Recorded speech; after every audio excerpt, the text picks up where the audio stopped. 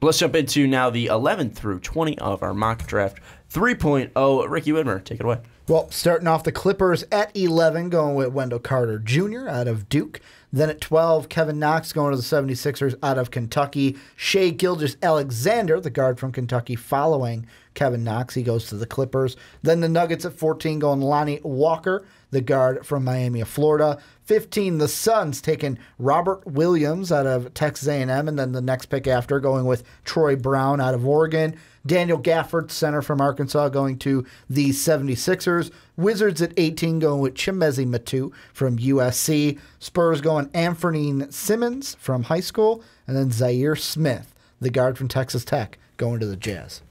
Dave, your 11 through 20. All right, my 11 through 20. I've got the Clippers taking Wendell Carter Jr., potentially one of the best bigs in the draft.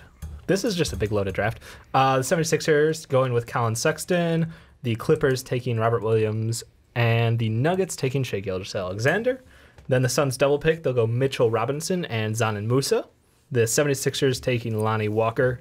The Wizards taking Aaron Holiday, yet another Holiday in the NBA. Going to be awesome. The Spurs then going Troy Brown. The Jazz wrapping up with Anthony Simmons. Now, my 11 through 20, we have Kevin Knox going to the Clippers. 76ers taking Wendell Carter Jr. 13, the Clippers, again, going with Robert Williams. 14, the Nuggets going with Shai Gilgeous-Alexander. 15, the Suns going with Lonnie Walker. Then the Suns back at it again, taking Jonte Porter. 17, the 76ers going with Anthony Simmons. 18, the Wizards going with Daniel Gafford. 19, the Spurs going with Zanin Musa. And 20, the Jazz going with Killian Tilly from Gonzaga. Am I saying that right, Ricky? Gonzaga? Remember, you guys got yelled at. Gonzaga. They're the Zags, not the Zogs. Gonzaga. All right, my bad. Gonzaga. That was a whole comment. Is they're the Zags, not the Zogs. All right, well, Gonzaga. All right, anyways, let's jump into the Suns double pick at 15 and 16. Lonnie Walker and Jonte Porter for me, Robert Williams and Troy Brown for Ricky, and Mitchell Robinson and Zanin Musa for the David Osters. The David. I was going to say the Suns, but for David. Looking at the Suns, obviously they have the pick above. Let's talk more about, instead of who they're going to pick at 15, 16, do we think that they're going to jump into the top 10 with those two picks? I do. Like, they're the team that I think of, especially if they're 15, 16, and they're kind of back-to-back. Why not try to move into a top 10 situation? Like, let's say the Kings don't like what's going on for them. They've done that trade before. The Bulls need to stick exactly where they are. We do not need to move back. Bulls can stay put. But, like, the Hornets, what if the Hornets go, hey, you know what? We'll make that trade. Or, like, the Knicks, what if they move back? They're a team for me. Or if they even move up to, like, 11 or something. Like, they're a team to me that I think is going to try to move up and try to get something. Because I know we mentioned before the podcast, we were talking about this, and David said, like, well, you know, volume is better. Just take as many players. It depends on the team and the situation. But for a team like the Suns, what they have, why not go get a guy in the top 10 that you think will be better than any two guys you can take at 15, 16? But, I mean, will 15, 16 be enough to move up? Because we talk about top-heavy draft. This really thins out after probably around 12, really after Wendell Carter Jr. Yeah. It starts to thin out, and you're really going off potential alone. Dave, if you're the Suns, is it worth it to move up? And do you think a team will even move down? Because there's a lot of teams in that top 10 that are needy. Yeah, that's the thing is I don't know which team out of this group would be like, no, we want a double pick this year. Like the Bulls have 2 picks already, so I don't see them moving down. The Hornets are in a weird situation where I think that they don't need to move down unless they're going to ship out people during this offseason. If they're going to move Kemba, if they're going to move another piece with him, maybe Batum, maybe somebody else. I'm just saying they seem to trade heavy. If they decide to go that route and they're all in on the rebuild, then yeah, they're a team that would happily trade back for a double pick. And that's the only team because like the Clippers are in a weird like retool situation where they're still somehow good after getting rid of Blake Griffin. The 76ers don't need more picks. They've got way too many as it is for like the near future. So I'm just in the mindset of like I don't see a team who maybe the Mavericks is the only team I can think of who would trade back, but at the same time going from, potentially being mocked like a Bamba to all the way down to 15, 16, there's a jump in quality of player and potential that would be there. So that's the only team, and I'm cautious even to say if they would do it. I'm going to take the tinfoil hat. All right. I'm going to put the tinfoil hat on. Wrap that shit up. Think about this. Yep. They trade the 2 picks and maybe an extra pick maybe like next year or something. Not to get a pick in the top 10, to get Kemba Walker. If the Hornets we've talked about have wanted to trade Kemba Walker, what if the Suns go, you know what? We're all in to try to get a point guard because we just got a big at 2. After taking a big at 2, let's trade these picks, maybe even a 1 next year because the Hornets will probably ask for it to try to go grab Kemba Walker, and then he can be our point guard. Well, then we don't have to, like, if they go big and they didn't go Luka with that second pick. I think it depends on what the contract is, because it's Kemba plus is always Kemba's the carrot on the rope. You got to get rid of that contract with it. I think Kemba is on the wrong timeline. It's the same reason they got rid of Eric Bledsoe. He's 27 now. Your core is Dev Booker plus. So you're going with a much younger time frame. He would be on a 1 year. Yeah, and that's the thing. Right. I just, unless you could get him wrapped up long term, I don't even know if I like the timeline. Yes, he would be a great add to this team and a much needed leader and point guard. But I don't know if that lines up with the timeline that the Suns as an organization are thinking. But it would get them out of the basement real quick.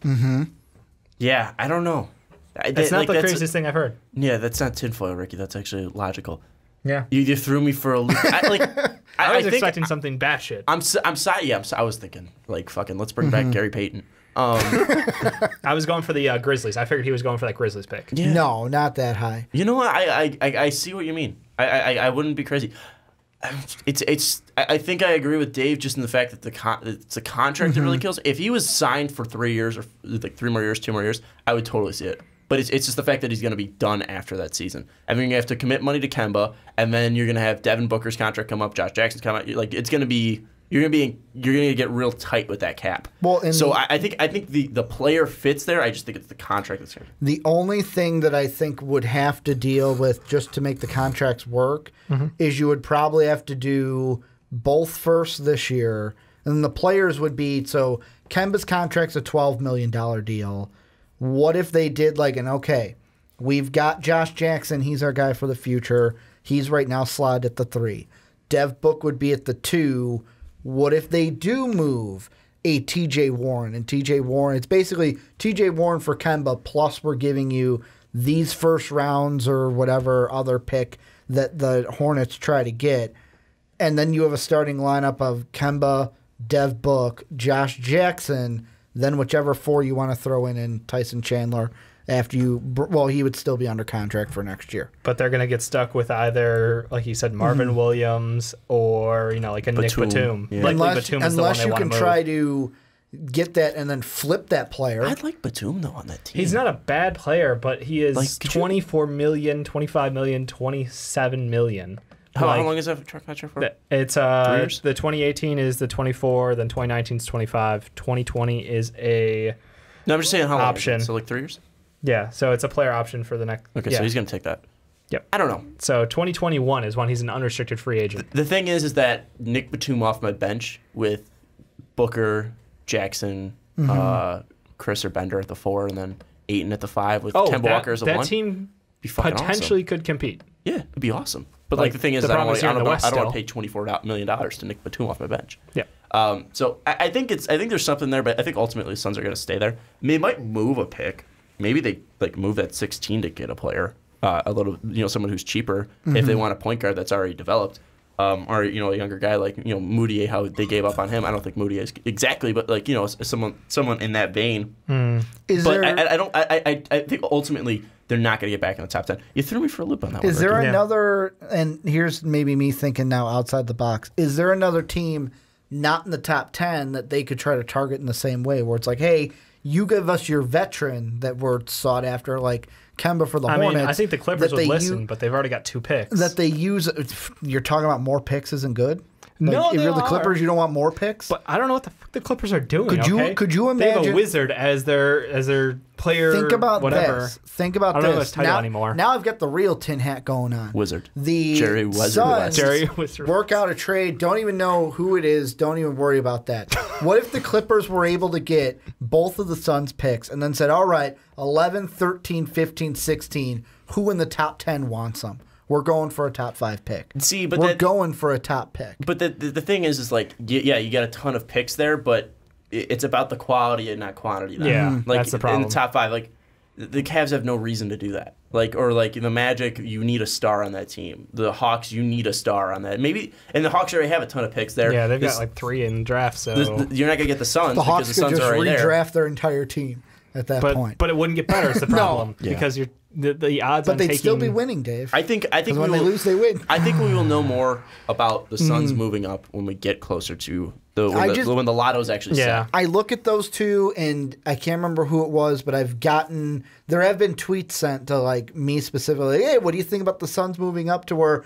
I've actually started to think about it? It was probably Damascus or Eric. Probably, or Statsman. Yeah, it's Eric. Is that Eric? I mean, Eric Kwan. Yeah, if they do stay there though, like the clear need is there for a big. Like you need a replacement for Tyson Chandler. You had Alex Len. It's just like you need a true handoff moment, and that's why I'm thinking.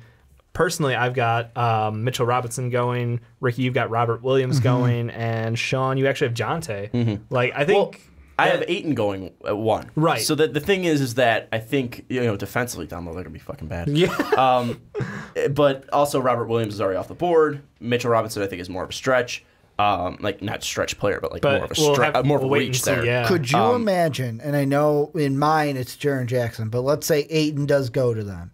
If they get a guy like Ayton to play the 4, and then a guy like Robert Williams to be basically your grinder who's going to chase down all the loose balls, and he can be the 1, then Ayton doesn't have to be your 5 like we talked about earlier. But you also have Bender and Chris the 4. There's so many You players still down do. there that aren't good, but Yeah, they're still developing. That's the thing. Like Chris, I'm almost giving up on him. I don't know if he'll ever pan out. Basically, you just do the Kings method of let's just draft big after big after till big. they Just land see something. just throw enough at the wall and it'll stick. That's why I went I've got them going Ayton, at the 2, but I still think that you go after a potential guy in Mitchell Robinson who we haven't honestly seen enough to say this guy is 100% lock or 100% not, but he's young and he can develop.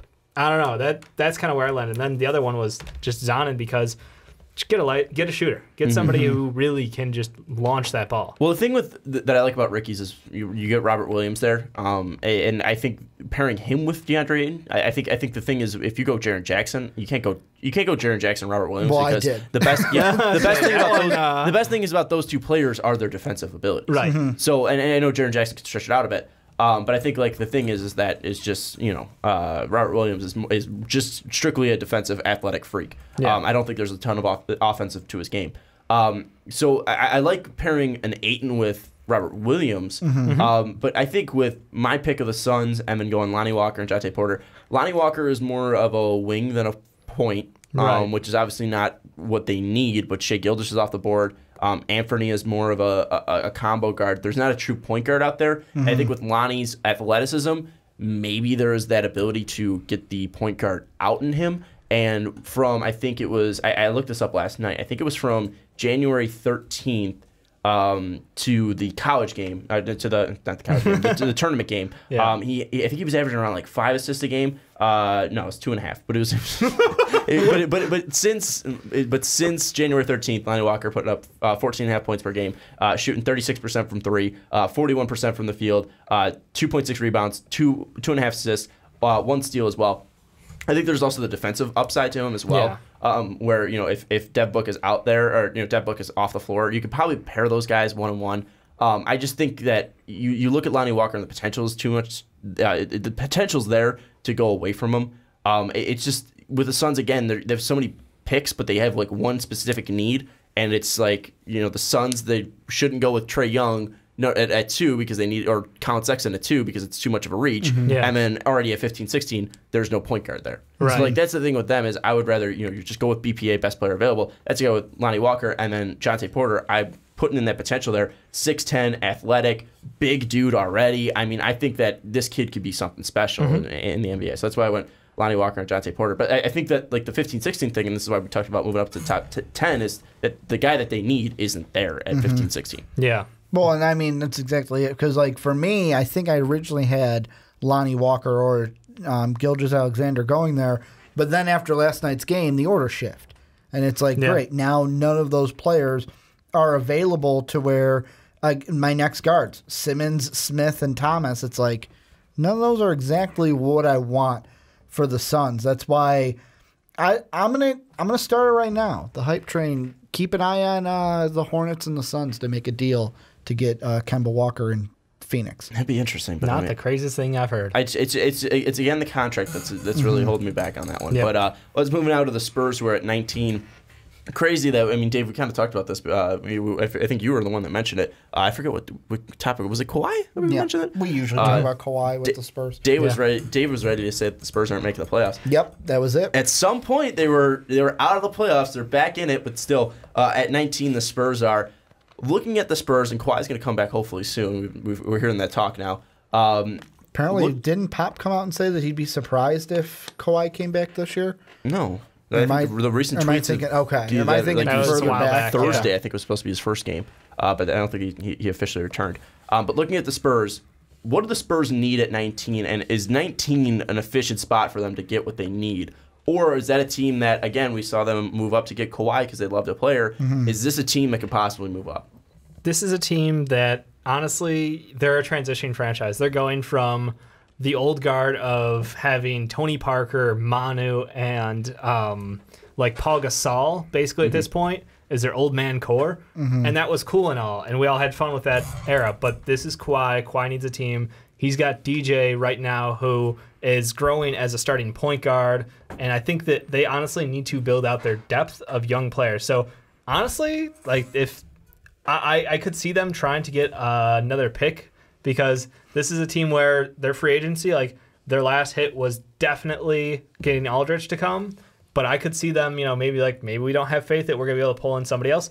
Let's go and maybe bounce back a little bit, because they have scouts. Like, that's a team where I'm never worried about their scouting. They could pick 30, and I'm like, they'll find somebody and they'll make it work. Yeah, they'll get the right guy. Yeah, I say they definitely have the right guys to do this job. So I've got them going Troy Brown, because having another wing who can ball handle, who can distribute, and who has an all-around game, but at the same time, like, nothing has been really outstanding on him this year, and it's a lot of people are disappointed because we had crazy expectations for him after his last year. But I think that he would be a great fit for this team, and what he has done at Oregon versus how the Spurs play and how they really are a team-oriented ball. I guess I don't know what words I'm looking for there, but it's not one-star player. It's team-oriented, and I think he would fit right in. And with Troy Brown, obviously, he was hurt by the team around him at Oregon. Yeah. A team that went from the Final Four to now this freshman on this Oregon team not having the pieces around him to really help him succeed. We saw at some points him being a great shooter, and then obviously fell off. I think, again, the it pieces... hurts when you lose. Didn't they lose Dylan Brooks? Yeah, the quality of looks go off. last year. They lose. They lost another guy.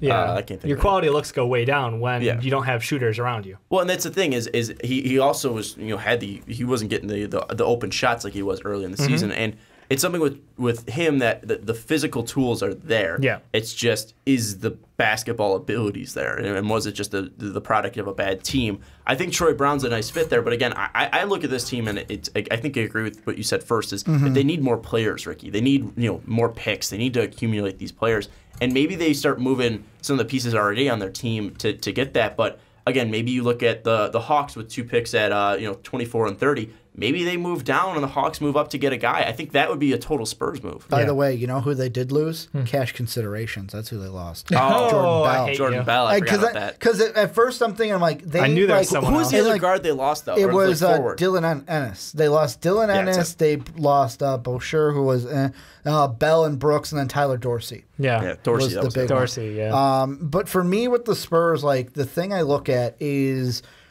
I look at their team and I look at where they are, and in my mock, I was like, you know what? Let's go with Simmons. I know he's a high school kid, so it's like, to me, like what you said with the top 10, I don't see an ego in this draft. Right. And I feel like coming out of high school, it's like, hey, you know what? There's a high school kid, took the year off or whatever, the extra year, whatever the case is. Post-grad. With Simmons, post-grad, that's right. Whereas Robinson's the one that actually is taking the year off. Yeah. Where I might feel like Pop could be like, hey, you know what? I know younger mind. Maybe I can get him to buy into this system rather than a guy who went to college, was the BMOC, has that kind of little bit of, I know what I'm bringing to the table. Plus, you said combo guard. And I look at it and I go, do they need a point guard? Could they have someone to be the 2? They just need somebody out there to me. They just need to make the right pick and not really shoot for this is what we need here. Yeah, he screams like a Jordan Clarkson. Like I was gonna say, did you read that CPN article? No. Oh yeah, they actually did like an introspective on him. Recommend it. It's pretty well written, and that's what scares me is because for me, if you're going Jordan Clarkson, you've already got Patty Mills locked down. Yeah. Like I just. But I feel like he's more of a scorer than Patty Mills is. Like Patty tries to be a point. You know what I'm saying? Like Okay. I still think that they're trying to peg Patty into it. Like I see Anthony as more of a dangerous. No, more of he's a 6-man. He's your spark plug. No, I'm saying more of a Patty dangerous Mills scorer. is trying to be that point guard role. Is what I'm saying. Yeah, I mean, I think they're trying to put him into that role. Yeah, that's what I was saying. And be the successor to Tony Parker. But I look at Anthony, and I just think that he can be a guy that next to DeJounte, who really hasn't shown that great of a scoring ability of just being a great all-around player. Yeah. I think Anthony could bring that at least scoring ability with him. Anthony's already off my board with the 76ers just because I think, again, if we're talking potential, Sixers aren't going to pass that up just because I look at Anthony and he's got the build, he's got the potential. It's just more of will he be able to put it all together, and is it just because he's a 19-year-old going up against high schoolers that he's balling out this much? Again, he's such an unknown prospect just because we haven't seen him up against guys that are his age for the past year, and it's just really where is he at in his progression and where is he as a player. I just look at him though as with his age and with the ability to mold him, like you said, Ricky. I think that's why a team like the 76ers, who already have the players, already can address their needs at the 12 spot, they can take a chance at a guy like Anthony. But I think with the Spurs, they just need bodies there, and getting youth like Anthony would be great. And the last thing I want to mention about the Spurs, because I don't know if we were going to move on to any other prospects or anything. Yeah, we're done. I got to give a shout out to a Spur. The former Fighting Illini in Brandon Paul for getting juked out of his shoes by James Harden this week. He made the team. James Harden he didn't look too bad all year. I looked at him try to guard James Harden, and James Harden just was like, sit on your ass, boy. Shout out to Darius Paul as well, who was playing the NAIA. Biggest guy on the floor, should have dominated and just never did. He was also on Illinois, too. Yeah, I had him going Zana Musa, too, just because that kid looks like he can be an absolute bucket scorer. Like, he looks dominant out there, and I know the position really isn't there because that's Kawhi's position, but I think that just knowing the Spurs, that could be a guy that they look after. They could look for a bench scorer. I mean, he would help out with that role a lot. And I think that would be perfect fit for him because he's not going to be asked to do a ton right away with the Spurs. Let's now move to just a player that we want to talk about, a prospect in our 11 through 20 real quick that really stand out for you, either because of the fit and the team, or if it's just to mention that a guy that you want to bring up and talk about. Who is the prospect that you want to talk about, Dave? I want to talk about Aaron Holiday. I think this is another holiday. I love the fact that there are 3 holidays now going to be in the NBA. He's coming out of UCLA. He really turned it on as the season went forward. I think he can be a good scorer, decent distributor. He has a good feel for the game, and honestly, I really think that coming in, he would be able to be a comfortable backup point guard for a playoff team, and that lines up with where he would be drafted. He's not, a top 10 talent by any means, but what he has shown in the last month and a half, 2 months, is that he would be a quality backup coming into the NBA. And, again, we've seen what Drew can do. Justin is starting to get... he's had his ups and downs. Right now, he's tank commanding for us, but I honestly think had to get benched. He got benched because he was too good. Yeah, that's what I'm saying. So I think you go with Aaron Holiday. I think that he would be a absolute hit at backup point guard for a team with a veteran point guard like the Wizards have. I'm going to actually ask for permission here, Sean. Can I have 2? One is going to pull me. One is not on there. Mentions. There's a reason though for this. All right. The guy I want to look at is Zaire Smith, and some people might have looked at that and gone, Ricky, why? First off, why do you got Zaire Smith that high? 2, did you mean Keenan Evans? No, I did not mean Keenan Evans. Tortilla I know boy. that Evans is the senior leading scorer for Texas Tech, but Zaire Smith, if he comes out, when he does come out, if it's not this year, kid's going to be special. Watching him play, I know he only had 10 points in the tournament game. Kid's going to be special. Kid's going to be able to do something. And also, like Keenan Evans, who is not on my first round, but he's another one coming out of Texas Tech that one of these 2 guys, especially late in the first, maybe even the second, go ahead and take them. They're going to be good for an NBA team just because what they can bring, especially with Keenan Evans, 17 points per game, leading scorer for Texas Tech. Who's your second one? The second one? That was Keenan Evans. He Oh, was you're- doing double you're- TT. I was doing the Gotcha. double them because You just Keenan wanted to give Evans isn't in my first round. I gotcha. My pick that I'm going with is going to be that Nuggets pick at 14, going with Shai Gilgeous-Alexander. This kid has been absolutely unstoppable of late. Dave, you mentioned, I think it was about Aaron Holiday, past month and 2 months at how great he's been. Since January 30th, Shai Gilgeous has been going off 49% from the field, 51% from 51% from two. Yeah. My bad. I saw 15 to 10. I was like, holy shit, he was shooting that good from three. But from three, he's shooting 38% from three, 83% from the line, 6 assists, 1.6 steals. Also throwing 17 points in that. Kentucky's been great. He's been great. He's showing that he's been able to step up. And that's the thing that I like is that he, coming in, Kentucky really didn't have a leader. They lost Vanderbilt. They needed a guy to step up. Kevin Knox did it for a little bit, but Shai Gilgeous has really been the player for Kentucky that they've relied on, and I really love seeing that in prospects. And that's something that I see the athleticism, I see his length. I think that he could be a really good player in the NBA. And looking at the Nuggets, they've been trying to put Jamal Murray at the 1, Gary Harris is at 2, but I think that at least coming off the bench right away, Shai Gilgeous might not be a perfect prospect to start, but I think he could be a guy that can come in and do some ball handling work off the bench for Denver. And if they ever have to move away from Gary Harris, they can always plug in a guy like Shai Gilgeous. I know they probably should go with more of a wing on that side, but they really don't have there's not really a wing that I would be willing to take in that range. Maybe Troy Brown, but I'm really not too high on him. I have him my 21 through 30, so that's why I like Shai Gilgeous going to the Nuggets, at least being a secondary ball handler that they lost in Emmanuel Mudiay. Let me give you this to kind of run your point home. Right now, we're recording this, 4:21 left to go in Kentucky's game. Shai Gilgeous only leads the team with 27 points. He's 10 of 12 from the field, 2 of 2 from beyond the arc, 5 of 7 from the line. Oh, and he has 6 boards. Love it, Ricky. Thank you for helping me out, buddy. Really appreciate it. It's like he's got 27, Diallo's got 18, Woo! and then Gabriel's got 13. Everyone else is under 10 points. Hamadou fella. I would say Hamadou, the man who Hamadou was 8 off for the board 11 for all in of this us. game. Damn, yeah, Hamadou fell off out of Kevin my Knox draft. only 8 points in this one, 4 of 10 from the field. Yeah. Okay, we don't Knox need to first give him game. a Kentucky update. Just thank you for the Shai Gilgeous link. Anything you guys want to mention before I wrap it up? I think we're all set. Yeah.